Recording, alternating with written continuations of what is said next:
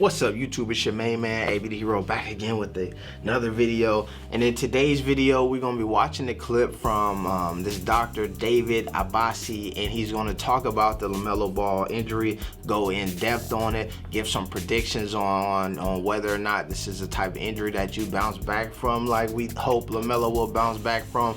And I just believe that knowledge is the new money, according to my dog Eric Thomas. So the more information we got on this situation, the better. Let's go.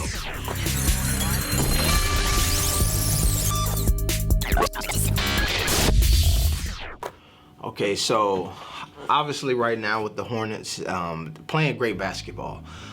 We just seen them go on a 3-game win streak. Obviously they lost yesterday to the Phoenix Suns, but in a close game to a really good Phoenix Suns team. So the way that they're playing basketball, it looks like they're going to be positioned to be making a playoff push. So to me, it's important, because are we going to have my dog LaMelo back at that time, or are we waiting to see him at the next season? So I was trying to do some digging in some research on what type of injury he had and what is the kind of standard recovery time that we see from people, and I stumbled across this video here.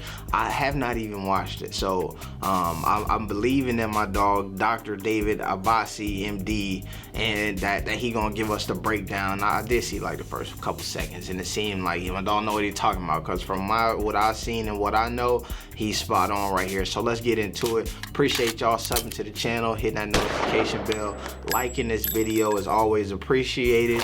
As the channel is growing and growing, we almost at that 11,000 sub mark. Hopefully by the day, at the end of it, if you watch this video and we ain't at 11,000 subs and you ain't subscribed, do your boy a favor, hit that button. All right, so let's get into the video. So like I said, it's my dog David Abbasi. I'm gonna move over here a little bit. David Abbasi, MD. Go show him some love over here on the YouTube. You know what I'm saying? Sub, at least drop some comments in there, let him know you appreciate his analysis and all of that stuff. So let's see. David is a board certified orthopedic surgery, board certified orthopedic sports medicine, pro ringside MMA boxing, doctor to pro athletes, head team physician at NCAA. So my dog know what he's talking about. He's certified, you feel me, in more ways than one. So let's get into the video here. David, what's going on with Melo? Fracture, and we don't know a bunch of specific information. The team hasn't released much, but there are some clues that we can look to know exactly what bone was fractured. Here are the things that they have released. So they said that he had a negative wrist x-ray for fracture, but an MRI was able to pick it up. That's one. The other thing is, we know he had surgery a couple days ago because he released a picture of himself in a splint after the operation. And if we look very closely at the details of the splint, we can see that the thumb is included in the splint, okay? So that's called a thumb spica splint. We do not use a thumb spica splint for the normal distal radius fracture of the radius bone, but we do use that splint if he has what's called a scaphoid fracture. Yo, all right, so let me stop because I want to say one thing, and this is a bit of a tangent, but it's super short one, so stick with me. I always appreciate the fact of, like, there is an expertise that people have to do certain things, right? So one time my homeboy was wearing some fake Jordans, and he had them in the room, they was all lined up, and I couldn't unsee the fact that they was fake Jordans. I don't know if he had any idea, but I was like, bruh, it's so crazy to me, because I'm sitting here and just at a glance, out of the corner of my eye, I know you got fake Jordans, you know what I'm saying?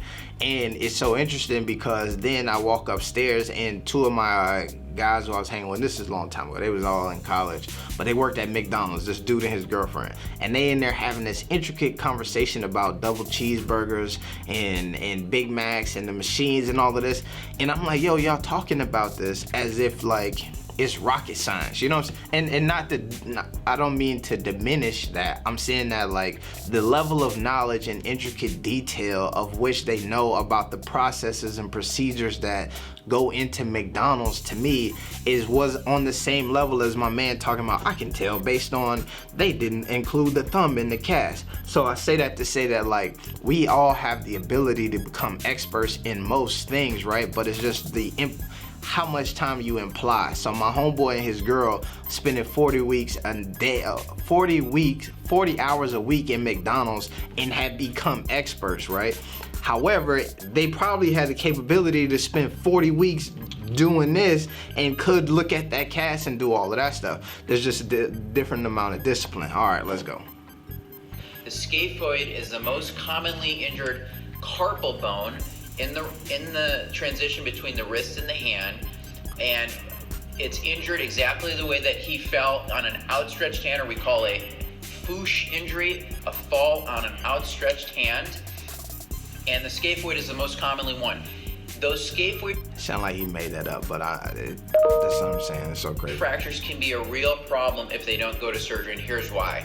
The blood supply of the scaphoid is very unique. So most of our blood flow in our body goes from the heart outward, okay? But there's a few bones, and the scaphoid is one of them, where it actually gets its blood supply where the artery comes around the corner and it comes backward. So that means part of the bone gets, or the majority of the bone gets its blood supply from the distal aspect. Distal means farther away from the center of the body. Proximal means towards the center of the body. So the blood supply to the scaphoid comes from backwards. It comes from distal to proximal. So that means if you have a scaphoid fracture, the part that is on the proximal portion or closer to the body is at risk of losing the blood supply if there's a scaphoid fracture. So we're very, very aggressive with the scaphoid because of that poor blood supply to fix it with surgery if there's any fractures in it. Which makes sense on why he got the surgery so quick up in New York City. Especially if the fracture is on the proximal end of the bone, okay? So the fact that it was not displaced and the fact that he had that thumb spica splint makes it pretty almost certain that he had a scaphoid fracture. So in terms of the recovery, the fact that, again, that it was not displaced or that you could not see it on an x-ray is a very good sign. You could only see it on the MRI. The way that we fix that is we would place a screw across that bone, across the scaphoid bone, and that compresses the bone together. So if a bone has a fracture in it and it's just sitting there with a fracture line, once you put a screw across something, it compresses it together really tight.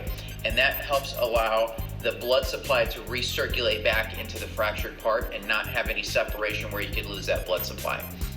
So that's very good news for LaMelo Ball in the short term and the long term. So hopefully he can recover from that. In terms of a timeline, because it was not displaced, it was probably a very minimally invasive incision just to put that one screw across the bone. And I know they're going to relook at him in 4 weeks. There's a very good chance that that bone could be consolidated in about 4 to 6 weeks. So my expectation, piecing these details together, is after 4 weeks we'll get another look, we'll get an x-ray of LaMelo's wrist. If it's holding up, if everything is in the right position, I think they're going to start physical therapy a bit more aggressively at that point and see if we can really even get him back probably around that 3-month mark or so. So that if you piece together all the clues, that's most likely the wrist injury that he did sustain. I think it was probably a scaphoid fracture. Again, that scaphoid has a very poor blood supply. That's where we're very aggressive surgically to fix it so we don't have any complications where the broken part of the bone loses its blood supply. So all the best to LaMelo Ball, and hopefully has a smooth recovery, and we'll see you guys here on the channel next time. Make sure to subscribe. See ya. Hey, make sure y'all subscribe. So I think what I hear there, and what makes me, the question that I have,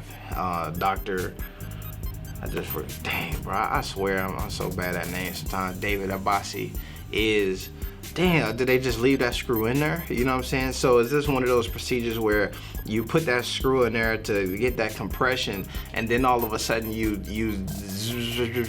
and bring the screw out? I'm interested to know whether or not that's if that's the procedure, or if he's just gonna always have that screw in there. I do think that the whole blood situation, in the live stream we had yesterday, somebody was talking about, the difference between, like, let's say an Embiid and some of these other injuries that hurt these guys when they have them young, and then they end up coming back too soon and impacting their career, is that this is a wrist injury, you know what I'm saying? So it's not like an ankle or somewhere, then the weight displacement then affects the way your knee sits and your hip and all that, and then it's a kind of up the thing. But I feel like the whole blood situation, I don't know, but that to me sounded a bit like scary, I'd say. So I hope that they handle my dog with care and let him heal up. 3 months, I believe at the 3-month mark, that would put him back just in time for playoffs. And the one thing that I was interested in when I was hearing this 4 weeks thing, because I feel like for most folks, we hear reevaluate in 4 weeks. Does that mean, okay, in 4 weeks, now you're back on the court? And I was hoping like that was not the case of scenario, but I hear him say here, after 4 weeks, now we get into a place where we begin to start rehabbing. And then after those 4 weeks, it's probably another 2 months of rehab before you're ready to again be back onto the court. So to me, I feel like that's a timeline that hurts as far as rookie of the year, right? Because you want him to get on the court and have substantial amount of games and then be playing at a high level in order to like reassert himself at the top of that list unanimously. But then also it's a positive because of the playoffs.